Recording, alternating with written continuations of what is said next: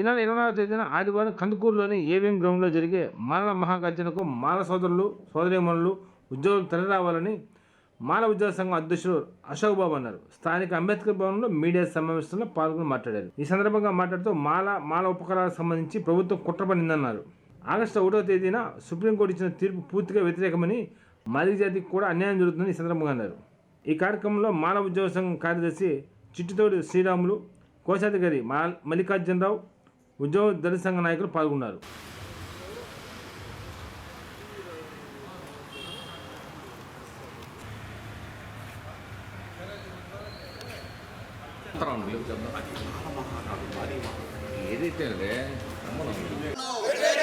వ్యతిరేకించండి creamy layer విధానం అంబేద్కర్.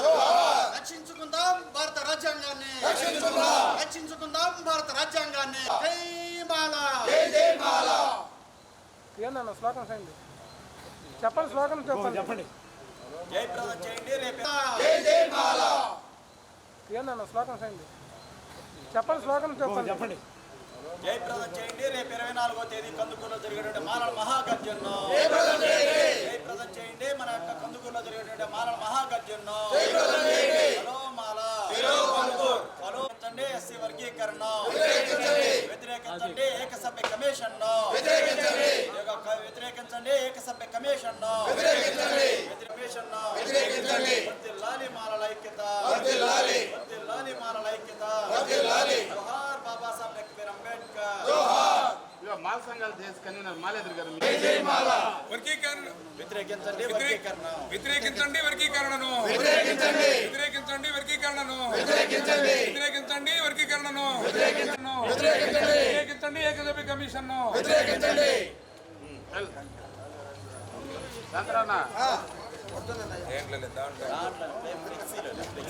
రేపు 24వ మాల మహాగర్జనకు రండి, రేపు 24వ తేదీ మాల మహాగర్జనకు వ్యతిరేకించండి, ఎస్సీ వర్గీకరణ వ్యతిరేకించండి. రేపు అనగా 24వ తేదీ నవంబర్ 24వ తేదీ ఆదివారం సాయంత్రం 3 గంటలకి కందుకూరులో మాలల యొక్క మహాగర్జన జరగబోతూ ఉంది. ఈ యొక్క మహాగర్జన యొక్క ఉద్దేశం ఏంటి అంటే రిజర్వేషన్ వర్గీకరణ వ్యతిరేకిస్తున్నాం, అదేవిధంగా వచ్చేసి క్రిమిలేయర్ని వ్యతిరేకిస్తున్నాం, అదేవిధంగా ఈ యొక్క ఎస్సీ వర్గీకరణని క్రిమిలేయర్ని అధ్యయనం చేయడానికి ఈ యొక్క రాష్ట్ర ప్రభుత్వం ఏకసభ్య కమిషన్ వేసింది, రాజీవ్ రంజన్ మిశ్రా కమిషన్ వేసింది. అంటే ఈ యొక్క దళితుల యొక్క స్థితిగతుల్ని తెలుసుకోవడం కోసం మా యొక్క రాజీవ్ రంజన్ మిశ్రా ఏమన్నా దళితుడా అని చెప్పి మేము ప్రశ్నిస్తూ ఉన్నాం. అంటే కేవలం యొక్క దళితుల యొక్క స్థితిగతులను కూడా అధ్యయనం చేయడానికి ఆ ఎస్సీలో ఒక మాజీ ఐఏఎస్ లేడని చెప్పి నేను యొక్క సందర్భంగానే వచ్చేసి యొక్క ప్రభుత్వాన్ని ప్రశ్నిస్తూ ఉన్నాం. తప్పనిసరిగా ప్రభుత్వం కూడా ఈ యొక్క నిర్ణయాన్ని పునఃసమీక్షించుకోవాలి.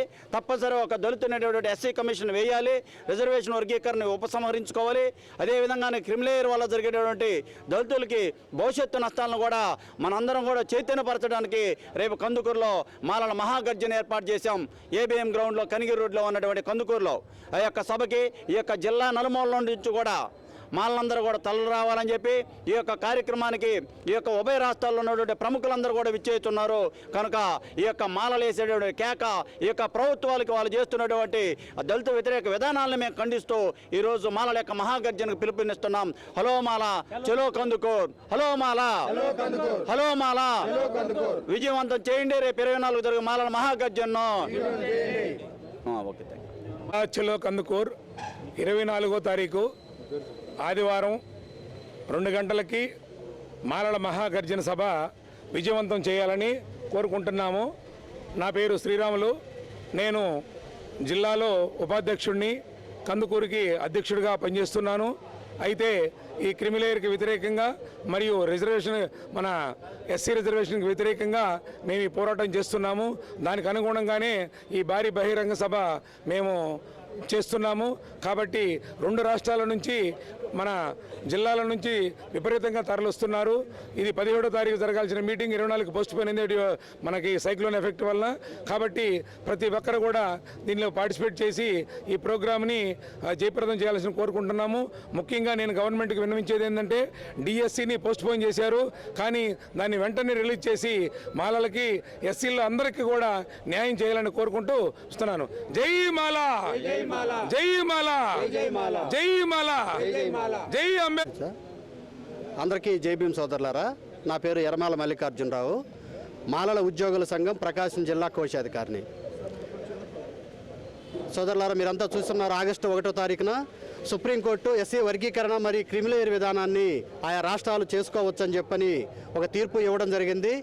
ఆ తీర్పులో వాళ్ళు 2 కీలకమైన విషయాల్ని మెన్షన్ చేశారు. ఒకటి ఏంటంటే తాజా గణాంకాలు, భారతదేశ కులాల వారీగా భారత గణాంకాల లెక్కల మొత్తాన్ని తీయాలి ఒకటి.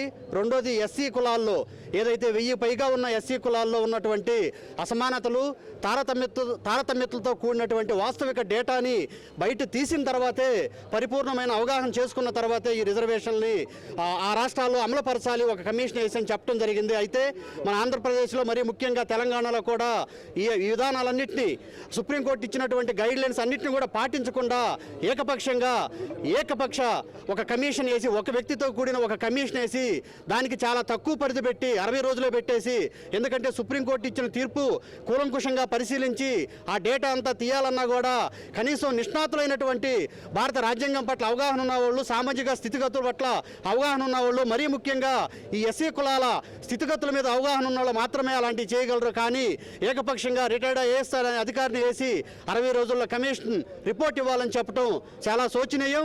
దీన్ని మాల ఉద్యోగుల సంఘంగా మొత్తం మాల జాతి అంతా కూడా తీవ్రంగా వ్యతిరేకిస్తున్నారు. దీన్ని ఖండిస్తున్నాం.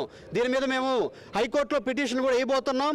ఈ విధంగా మొత్తం రిజర్వేషన్లని, ఎస్సీ కులాలకు అందజేయాల్సిన రిజర్వేషన్ని వర్గీకరించి, అసలే గవర్నమెంట్ ఉద్యోగాలు లేవు, అంతా కూడా ప్రైవేటైజేషను, ఉన్న అరకర ఉద్యోగాలు కూడా మాలలు, తక్కువ జాతి కులాలు పొందేదాన్ని వ్యతిరేకిస్తూ వీళ్ళంతా ఐక్యంగా ఉంటే ప్రమాదాన్ని గమనించి ఇలాంటి వర్గీకరణ కుట్రలు చేస్తూ ఉన్నారు.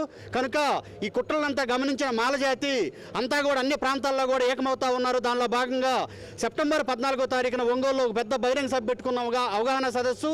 అలానే రేపు ఆదివారం 24వ తారీఖు 2 గంటలకి కందుకూరులో ఒక పెద్ద బహిరంగ సభ ఉంది. కనుక ప్రతి మాల సోదరులు వచ్చి ఆ బహిరంగ సభను విజయవంతం చేయాలని, ఎస్సీ కులాల రిజర్వేషన్లను వర్గీకరించి ఈ వర్గాలను చీల్చే కుట్రను మనమంతా అవగాహన చేసుకొని ఐకమత్యంతో ముందుకెళ్ళి రిజర్వేషన్ ఫలాలు మన వర్గాలకు అందకుండా చేయాలని ఒక మనువాద భావజాలానికి వ్యతిరేకంగా మనం ఐక్యంగా ముందుకెళ్ళి పోరాడాలని చెప్పి తెలియజేసుకుంటూ సెలవు తీసుకుంటున్నాను. జై భీమ్.